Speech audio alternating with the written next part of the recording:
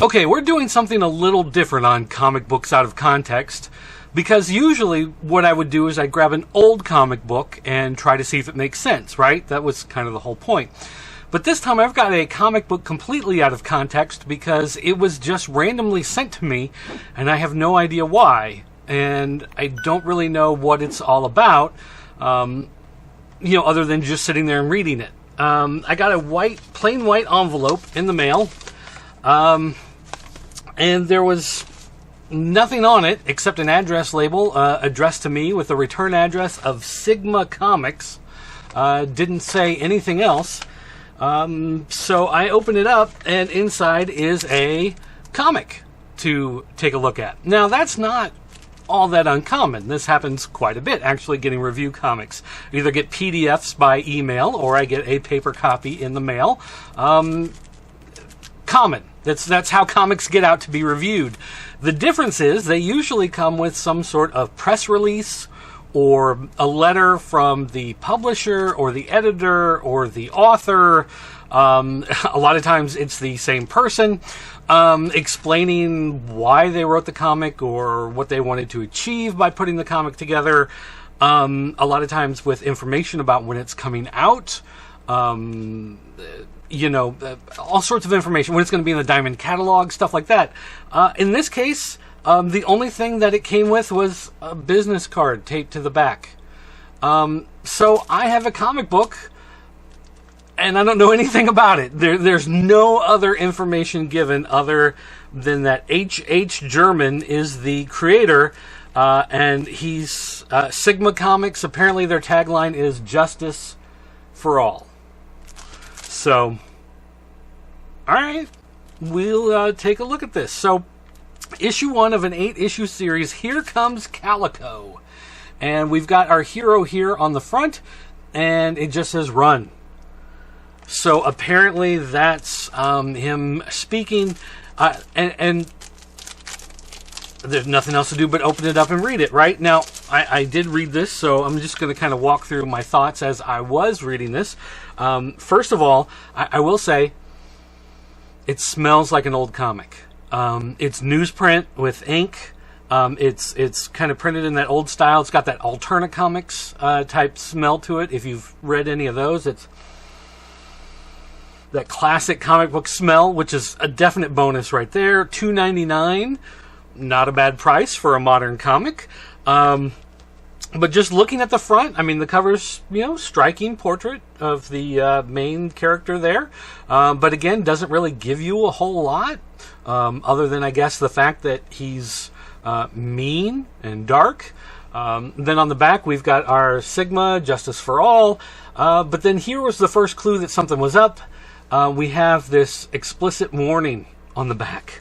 And it says, rated M, 18 plus years old, explicit content. And that is correct. This is not a book for children. I can tell you that much right now.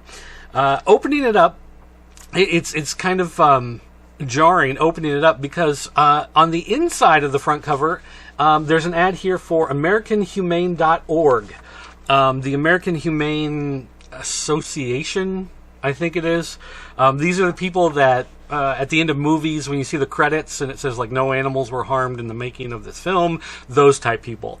They're not like say PETA, who are like if you own a pet, it's like having a slave. They're not like those people. They support service animals and things like that.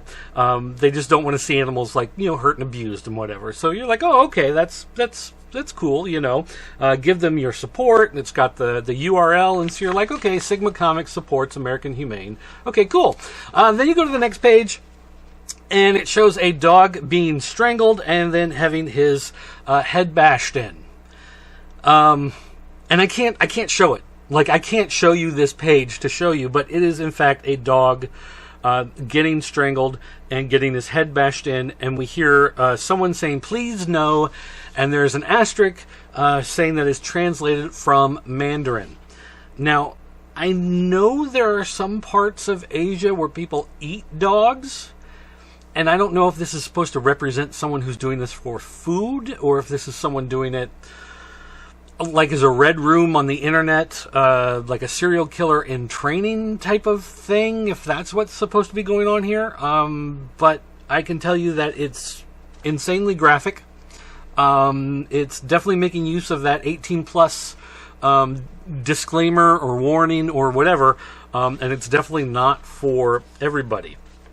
And then in the next page, we have apparently our hero who lives in Red Hook, Brooklyn, it says. He's watching this on a videotape. Well, I say a videotape. That shows how old I am. He's watching this on a recording, and he's trying to figure out who it is who made this video. And he's got someone he's talking to online who's fed him this video. They're doing some research. They're trying to figure out who it was who recorded this so that Calico can go track them down and get revenge on them.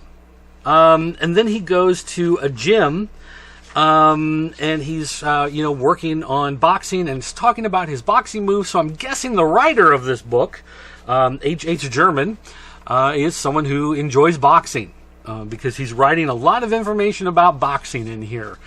So I'm guessing he is familiar with boxing.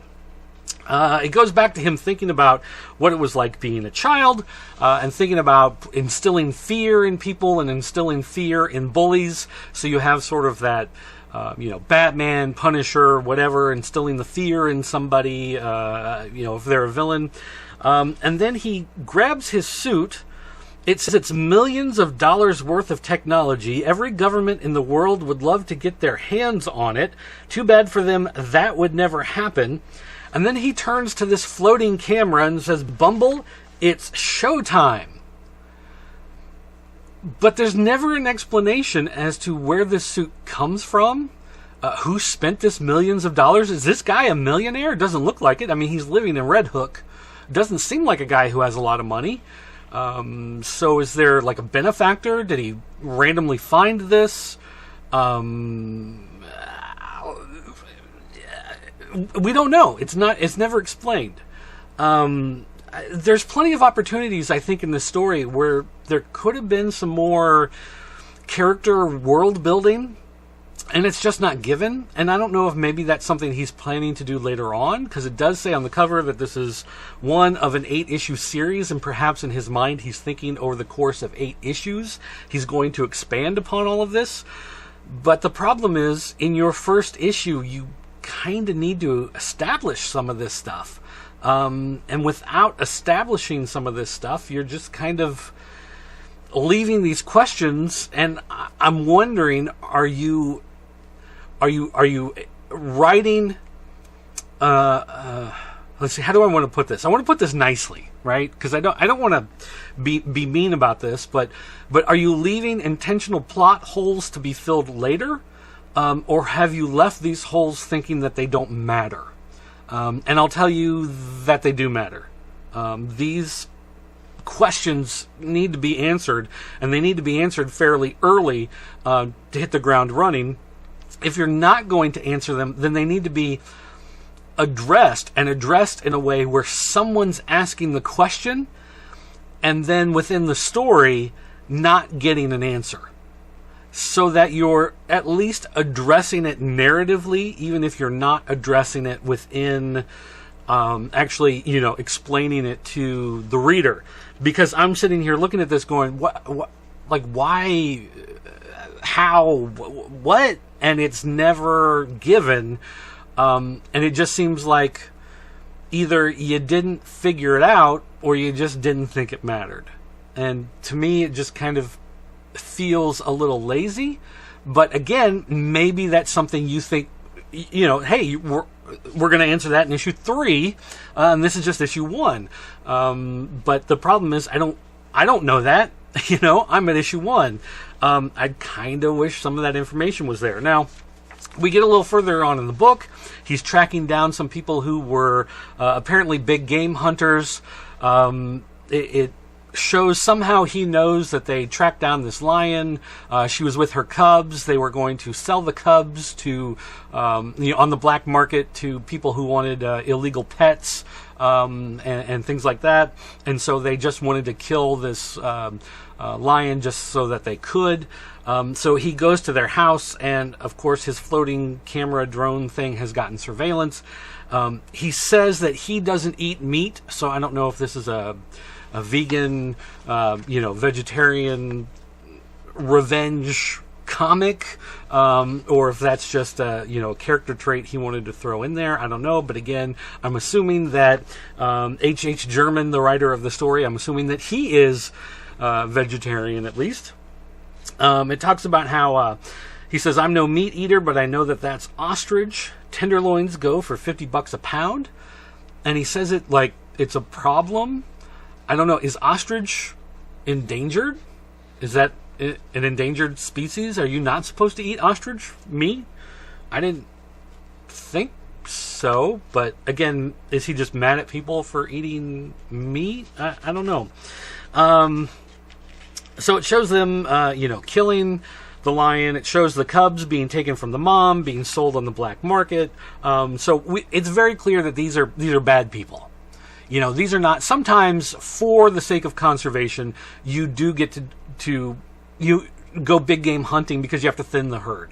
There have been stories every so often. You see someone on Facebook, some dentist, he went out and shot some big animal in Africa, and then people go out and protest and whatever, and it turns out, well, actually, that was part of the conservation effort, because sometimes, an endangered herd, in their efforts to reestablish them, they grow too quickly, and they're outgrowing the food source that they feed off of, and suddenly they can endanger the animals they feed off of, or the area that they feed from, that they graze from, and so you have to kind of trim the herd in order to keep them from destroying other parts of the ecosystem. You got to keep things in balance, right?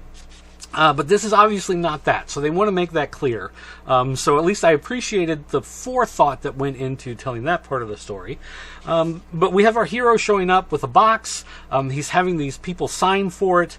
And then it turns out that there's a letter along with the box, and it's apparently from their daughter, and she feels bad that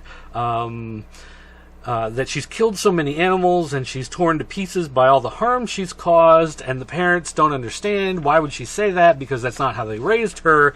And when they get to the bottom of it, there are pictures of her dismembered body, and when they turn around, there is Calico in full uniform, and he's holding the severed head of their daughter. And he then chops off the arms of the husband, which makes him pass out. The wife passes out, and then he begins to torture them graphically for several pages. And this is where the bulk of the 18 plus comes from in this comic. These are pages I cannot share. There are at least 1, 2, 3, 4, 5 pages here that are going along with this whole torture attack that he's doing, and these are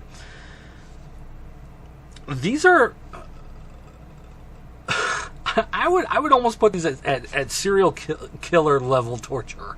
This is hostile level torture. This isn't like Punisher going in and being like blam blam blam, you're dead, revenge, whatever, walk away. This is maybe Garth Ennis. I guess you could say Garth Ennis Punisher would do this type of thing, but the type of stuff he's doing here is not the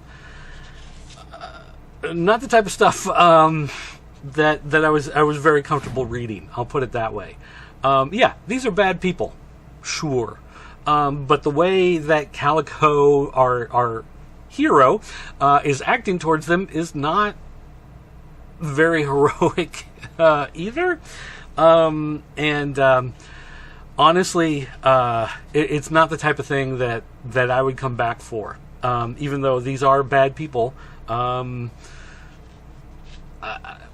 don't need this. I don't need 5 pages of this necessarily. We get to the end. He's back home.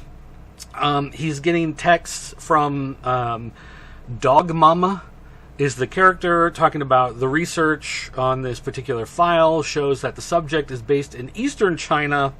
They're working with somebody else there on the file. They're trying to figure out who it is, blah, blah, blah, blah. But there's another file, and that person is going to be in New York City for his sister's twin sister's 40th birthday, and so he'll be able to get revenge on that person. And that's where the book ends. So there's going to be another revenge killing coming soon because someone else did something, some sort of torture to some animals, so he's going to torture them back.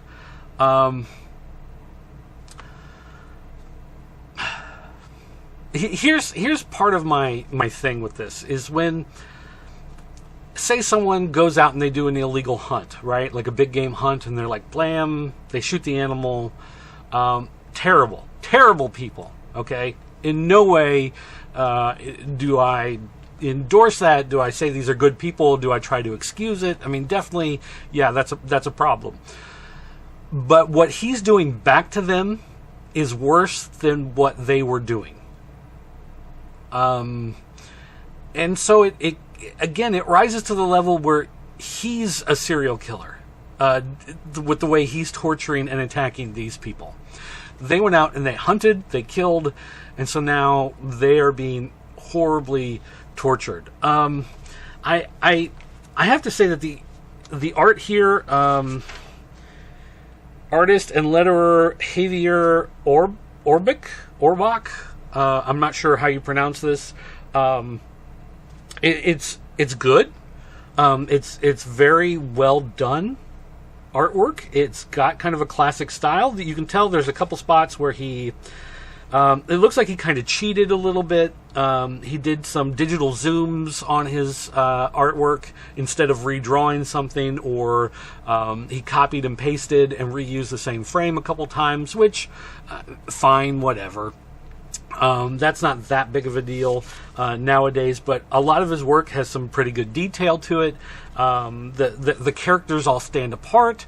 There's no real confusion over who's talking or anything like that, so it looks really good. The coloring's good, the lettering's good. It's a very well done, very professional looking comic from front to back. The story is just a little too out there. If you're into torture stories, if you're into the Hostel movies, if you're into the Collector movies, those type of horror films that are all about the torture and the dismemberment, the mermaid, what's it, the Mermaid Fairy Saga or whatever it is from Japan. If you're into those type of movies and you want a comic that has that type of content to it, great. Here you go. Here's something for you. But it's just not the type of thing that I could recommend. And as far as being out of context, not knowing anything about it, going in and reading it, it was a little off-putting when I got to some of that stuff. The first page was very off-putting. Seeing the dog being strangled and having its head bashed in, that was not the type of thing that I wanted to see necessarily on the first page of a comic story. But again, our hero, for having this technology, this suit, this flying drone camera, getting this information from people, doing research into who's doing this torture and murder and stuff, we're not told anything. We're not given anything. We don't know anything. I can't really recommend this to anybody out there unless you're really into horror and the torture and the gore and you want to see that kind of stuff. But if you're not into that kind of crazy stuff, then I would give this one a pass. But anyway, thanks for watching, guys, and I'll see you next time.